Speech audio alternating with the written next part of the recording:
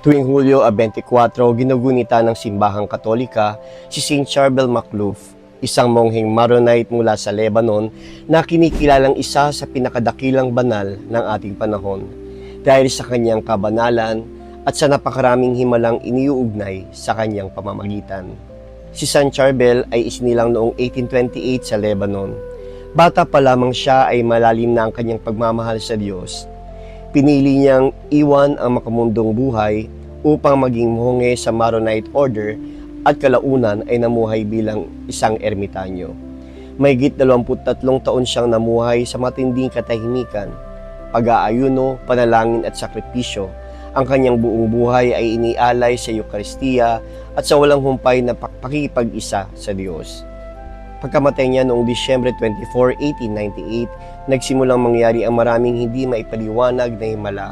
Maraming may sakit ang gumaling, may mga bulag na nakakita, at maraming pamilyang nakaranas ng biyaya matapos humingi ng kanyang panalangin. Hanggang ngayon, libu-libong deboto mula sa iba't ibang panig ng mundo ang dumadalaw sa kanyang libingan sa Lebanon upang humingi ng pagaling, kapayapaan at gabay.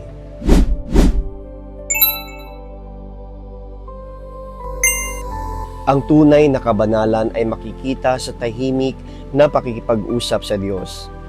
Ang panalangin ay nagbibigay ng lakas sa gitna ng pagsubok.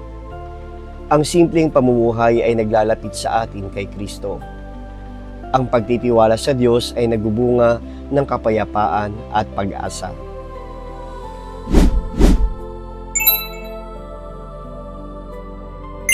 Saint Charbel, tapat na lingkod ng Diyos, ipanalangin mo kami, tulungan mo kaming mamuhay ng may pananampalataya, kababaang loob at pagmamahal sa Panginoon. Sa iyong pamamagitan, pagkaloob nawa sa amin ang biyayang aming hinihiling kung ito ay naayon sa kalooban ng Diyos. Amen. Saint Charbel, ipanalangin mo kami.